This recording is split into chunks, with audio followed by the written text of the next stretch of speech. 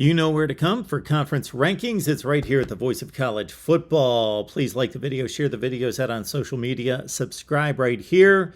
Join us on our next call-in show. All right, expanded conference rankings. How about that? A bonus this week. We're going to rank all 10 conferences. Let's look it up and start from the top with the American Conference. 17-13 non-conference record, 1-11 against the Power 5. That's certainly been a better mark in recent years, as their conference commissioner, Mr. Mike Oresco, often brags about the Americans' ability to beat the Power 5, but not this year. 1-11 Group of 5 record. So this is their peers. The American Conference is 8-1 against a Group of 5. And then you see the one loss to the FCS. The big bright spot over the weekend was Tulane defeated Kansas State 17-10, a Kansas State team that may compete in the Big 12. Don't write them off, and they beat Missouri by 4 touchdowns.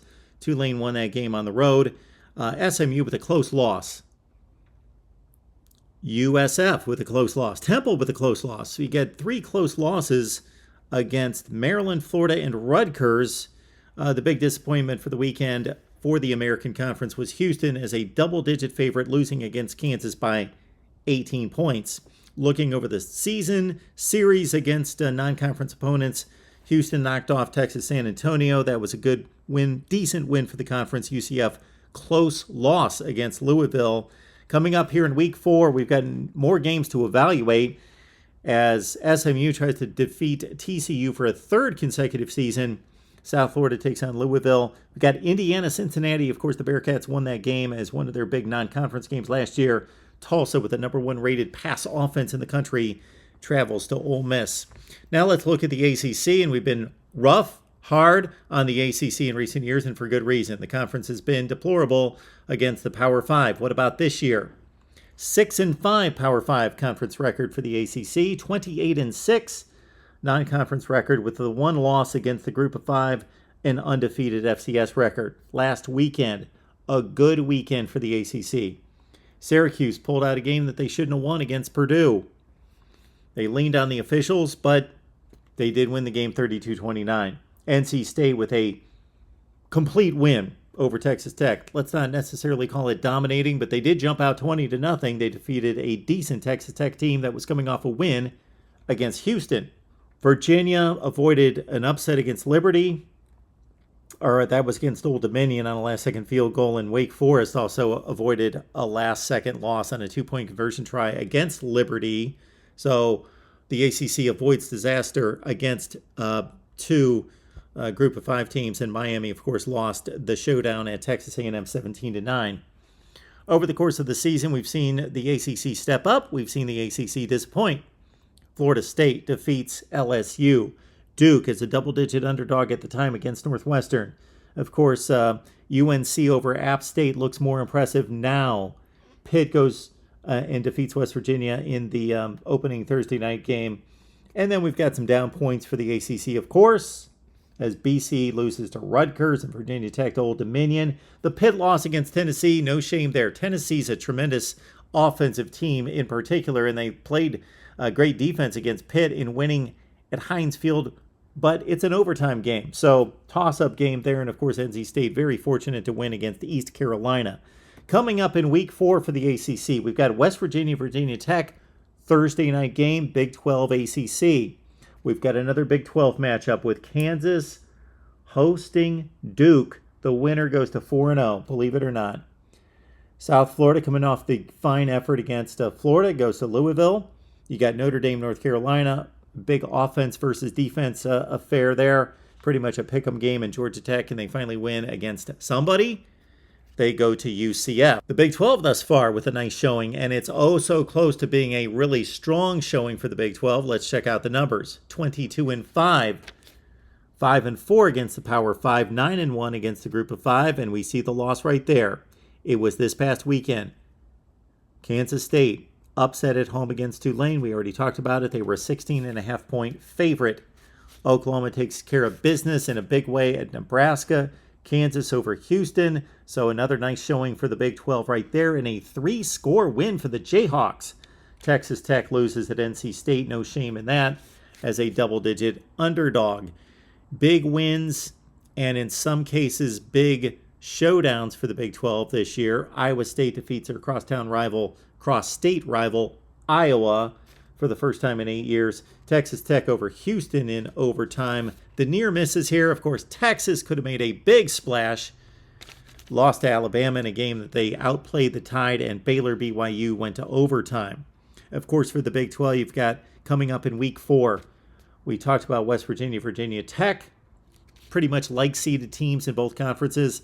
TCU and SMU. SMU took Maryland to the wire last week, and they have defeated TCU 2 consecutive times. We talked about Duke and Kansas coming up this week. Now let's go to the awful Big Ten. I produced a video earlier this week. Check it out where I outlined the struggles and the disappointments of the Big Ten this season. We can also keep in mind that I still consider the Big Ten to be the second best conference in college football, but they are not playing like it in limited opportunities, and that's the issue here, the lack of non-conference games for us to fairly and accurately evaluate the conferences. But the Big Ten, 29-8, that seems decent enough, but 5-6 against the Power 5, and it's a weak 5-6 record. Consider last weekend, Michigan State was obliterated by Washington. Don't look at the final score, look at the game tape. Purdue loses against Syracuse. That was a crucial miss for the Big Ten right there. Should have won that game. Northwestern loses to Southern Illinois. First loss by a Power 5 against an FCS this season. The only 2 high points for the conference over the weekend. Penn State going to Auburn. Sure, Auburn's probably a bottom 3 to 4 team in the SEC, but Penn State really took care of business. And Maryland again over SMU. The quote-unquote big wins for the Big Ten. Ohio State, Notre Dame. We can't evaluate that in the same light as we did a couple weeks ago. And Rutgers defeating Boston College. A lot of letdowns for the Big Ten here. Northwestern lost to Duke. Wisconsin, 18-point favorite, loses to Wazoo. Iowa State we talked about. And Nebraska to Georgia Southern. The Big Ten only really has one big non-conference game left, and that's Indiana-Cincinnati. They can only make up their resume so much in that affair. Let's go to Conference USA. Non-conference record, 15-17. Of course, most of those matchups in the group of 5 have yet to defeat a Power 5 team. 0-7, 8-10 against the group of 5. Last weekend, you had Western Kentucky. They could have made a big splash against Indiana. They lost the game in overtime. They missed a field goal that would have won the game at Bloomington. Louisiana Tech throttled in the second half against Clemson, but they kept it close early. Same thing with Texas San Antonio against Texas. Kept it close early for quite a long time. Charlotte with the game of the week against Georgia State in regards to just exciting games, 42-41. So Conference USA gets a win against a like group of 5 team. Let's move on to the MAC. The MAC has typically beat itself up by playing a lot of pay kind of games, meaning give me my check and I'll take my beating. Give me the $1.8 million and I'll be on my way in about 3.5 hours licking my wounds. And that's what it's been for the MAC. Non-conference, 12-22. Power 5, 1-15. Eastern Michigan, you get a gold star for defeating Arizona State as a 20.5-point favorite and getting Herm Edwards fired. Group of 5 record for the MAC, 4-6. The MAC this past weekend played Ohio State, Tennessee, Pitt, Iowa State, Cincinnati, and no, it did not go well in any of those games.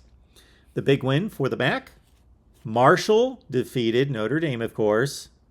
Bowling Green then defeated Marshall 34-31 in overtime. In week 4 for the MAC, we've got games against, Georgia, Penn State, Mississippi State, and Kentucky. And we've got a matchup of Miami of Ohio and Northwestern. The MAC with an opportunity to defeat the Big Ten there. Northwestern always loses some FCS/MAC games, and they did last week. So the MAC's got an opportunity there. Let's look at the Mountain West. The Mountain West has routinely, especially in recent years, been tough on the Pac-12 and been very competitive. Not so much this year. The non-conference record is 16-18. The one Power 5 win, very much expected. Air Force over Colorado. So this is a record that the Mountain West is usually much better. 1-14 against the Power 5. 8-4 against the Group of 5. So against their peers, Last weekend, San Diego State did not show up against Utah. They got blasted, and they're apparently not the team that they typically are, the one that defeated Pac-12 teams last year, including Pac-12 champion Utah, but blasted by 5 touchdowns this past weekend. Fresno State lost to another Pac-12 team. They played Oregon State very close, lose to USC, though. Colorado State, not even close to Wazoo. And coming up in week 4, we've got a Toledo team that just gave up 77 to Ohio State, taking on San Diego State on the road. And we've got New Mexico taking on LSU. Now let's move on to the intriguing Pac-12. The numbers do not show clearly the improvement. Let's put this into context. 24-9 non-conference, only 3-7 against the Power 5. But consider Washington mashed Michigan State this past weekend. We'll get to some of the other impressive showings here. Oregon, BYU, big win for the Pac-12. That was 31-6 at one point. USC takes care of Fresno State by 4 touchdowns. UCLA, this was the near miss against South Alabama. Every conference has it. A number of these type of near misses, in UCLA 32-31 on a last-second field goal. Arizona State goes down to a MAC school. Cal almost beat Notre Dame on the road. Through the Hail Mary, it bounced around, and Colorado had the kind of showing that we expected against Minnesota, losing by 42 points. The big wins for the Pac-12 this year: Oregon State against Fresno State and Boise. The Washington State game against Wisconsin, in addition to what we saw with Washington, Michigan State, extremely impressive. And, of course, week 1 had those 2 crucial games for the Pac-12 with Utah, Florida. Utes blew it at the goal line at the end of the game. We'll see how good Florida is. They have not looked good since. And Oregon, it's understandable losing to Georgia. Everyone would lose to Georgia. Pretty much when I say everyone, basically everyone. But 49-6, got to be better than that. Let's move on to the SEC. It's supposed to be the best conference. It has always been the best conference for 15 years. Is it still the best conference? Let's look at the numbers. 30-5, 7-4 against the Power 5. So that seems really good, and it is the best of the Power 5 conferences. But we'll slice it up here. Group of 5 record, 14-1. Auburn losing to Penn State. Yeah, that looked bad. It's not good. They got blown out, but Penn State may be a top 3 team in the Big Ten. Auburn at the bottom of the SEC. That's the way it appears right now. Texas A&M took care of business against Miami. A lot of people like the Canes pulling off the upset there. Florida and Arkansas almost lost. That could have been big, but the SEC avoids embarrassment with the Hogs and the Gators. Big matchups during the non-conference, of course. Bama, susceptible, vulnerable, but they still get it done against Texas. We mentioned Georgia obliterating Oregon. Florida, Utah, big win for the SEC right there. Arkansas took care of business against Cincinnati. Tennessee, likewise against Pitt. Okay, those are the plus games. On the negative side, LSU blows it against Florida State. Texas A&M loses to App State, and Missouri, a 4-touchdown loss to Kansas State. On to the Sun Belt Conference, and this is going to be a fun one to review because the Sun Belt has made a name for itself. Look at, they've taken down Notre Dame. They've pushed North Carolina to the brink, and of course got the win against Texas A&M. Let's check it out. 20-19, nice little showing for the Sun Belt there. 4-11 against the Power 5 doesn't seem impressive, but you know what? It is. Did you notice the max record? Did you notice the American Conference with only 1-11, and also Conference USA? Yeah, the Sun Belt at 4-11. That's good. Marshall loses to Bowling Green, so the conference takes a hit. The conference also lost to Alabama, Baylor, and came up so close against UCLA and Virginia. Those would have been mammoth wins down to the last play of the game. All right, for the season,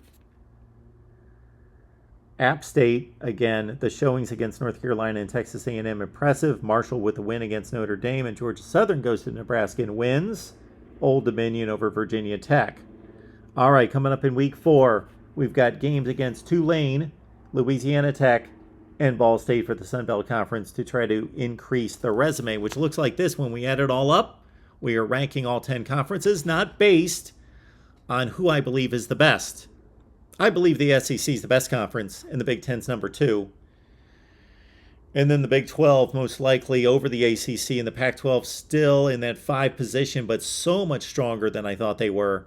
But let's look at the results. When you look at the results, not just the records, not just the win-loss results, but who the teams played, the opponents, and the quality of the performance, this is how it ranks. SEC number 1, ACC at number 2, Big 12 at 3, Pac-12 at 4, the Big 10 at number 5? Yes. Sun Belt 6 with those 4 Power 5 wins and the impressive showings even in losses at times. American Conference at 7, Mountain West at 8, Conference USA at number 9, and the MAC at number 10. Those are the conference rankings here at the Voice of College Football. Please leave your comments below. Subscribe, please. Be on board for the ride through the college football season, the bowl season, and the playoffs right here at the Voice of College Football.